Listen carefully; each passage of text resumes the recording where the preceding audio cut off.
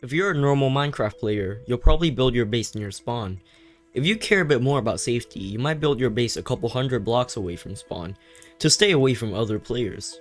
But on the Anarchy server 2b2t, where griefing, hacking, and basically anything is allowed, players build their bases hundreds of thousands of blocks away from spawn, or even millions, just to keep it safe away from griefers or base hunters. Well, just recently, the group Spawn Masons, which has a reputation of being a very secretive and exclusive group on 2b2t, just had their main base, which was meant to be unfindable, griefed by a group of griefers. It all started in June of 2020, when a few high-ranking members of the Spawn Masons wanted to start a new group base on 2b2t. It was named Sky Mason, or Sky for short. Well, this would not be a normal group base, where members would be granted coordinates on the server. This is because too many bases were destroyed because untrustworthy members leaked the coordinates to outsiders. The goal that was set by the Masons was to create a base on 2b2t where the coordinates couldn't be seen or traced. Now this sounds absurd, you can just press F3 to see the coordinates, right? Wrong, and the way they did this was not short of ingenious. Instead of members traveling to the base on 2b2t and possibly leaving a trail, each account was whitelisted onto a proxy server where their account would be connected to another proxy located at the base. And this base wasn't open to everyone. To be invited to this base, you must know a member of the Spawn Mason and have skill in building. And you also have to be trustworthy enough. Now my friend Warski was fortunate enough to be invited to this base. The story of how he was invited to the base was kinda funny. It started off when one of his bases on 2b2t was found by Rebane. Rebane was a Mason and had access to the Sky Masons. And sometime later after the grief of his base, Warski was invited to build at Sky because Rebane saw how good he was at building. So to be added to the base, you either have to be close friends with a Mason or have good building skills, so they might invite you, like how they did with Warski. If a player who is logged into the proxy decides to place TNT in an attempt to grief the base, they will quickly be banned from the whitelist and removed from the group. Another method of keeping Sky Mason safe was by using its infrastructure. The base was 1,000 by 1,000 blocks big and had a border that went all the way down to bedrock. If a player decides to fly out, it would just disconnect them from the proxy server, and you would have to rejoin. Free camming outside of the borders also wouldn't work because the plugins the proxy server have installed would just make the player see a void on the client side. But most importantly, the coordinates that were shown client side were offset to a different number. This just means that the coords shown to you when hitting F3 are not where the base really is. All the ways of trying to exploit to find Sky Mason's coords were thought about and fixed, so it's impossible.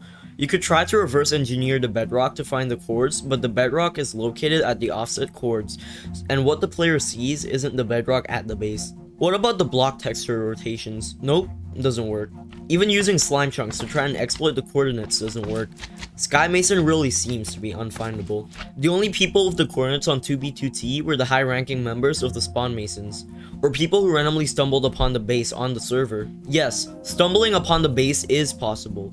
Due to the base being built under 1,000,000 blocks from spawn, it makes it quite easy to be found by base hunters. In fact, the base was found by many base hunters. And the way the Masons kept these hunters from leaking the coords was by offering them a spot as a builder at the base. So how did Sky Mason fall? Well, a ton of investigation was done after the grief in order to find out what actually happened.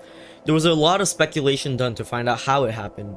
After speaking to a few people who took part in the grief, the most prominent answer to how this happened was likely a player that found the base gave coordinates to untrustworthy people. Most of the evidence point to an insiding member of the base who leaked the coords to a notorious griefing group called the Fifth Column. Now because most of the information was kept private, I wasn't told who the specific leaker was. But what I do know is why this player shared the coordinates to 5C. From what I heard while sitting in a Discord voice call of around 15 people is that the Spawn Masons and the apparent leaker had a clash regarding the knowledge of a situation that allegedly happened involving a few members of the Spawn Masons in real life. Now I won't be getting into too much detail about what happened that sparked the conflict between the Masons and the leaker, because it wouldn't be appropriate for YouTube. Basically, he did not agree with what those individuals did, so he leaked the coords to the leader of the Fifth Column as retribution. To make sure that he didn't get fake coords, he would have to scout out the base at some point. But there was an issue. Because the base was so active, he couldn't go look for the base on 2b2t, as he could be spotted by a Mason. But somehow, as luck would have it, the server admin reopened the 2b2t test server hosting the original map. So the leader of the Fifth Column sent a member to check on the test server in order to see if the base was actually at the coordinates that were given. And to everyone's surprise, it was there. The Fifth Column now has its target set, and all was left to do was grief.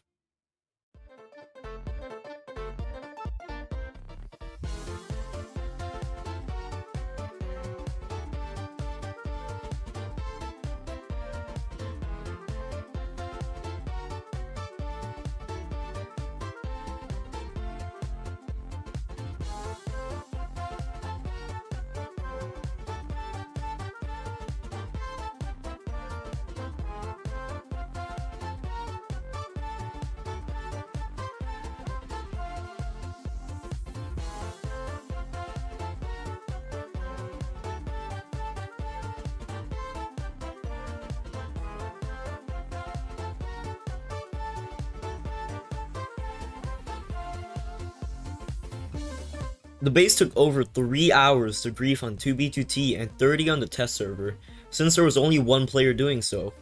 That just goes to show how large this base actually was. And that was it. The coordinates were eventually given to the public, and Sky Mason was completely destroyed. Now this base is available for people to see on the archive server, and the IP will be left in the description. Thank you all for watching the video this far. I truly appreciate all of your support for the past few months. And if you enjoyed this video, do not hesitate to like and subscribe. If not, feel free to hit the dislike button. And once again, thank you all.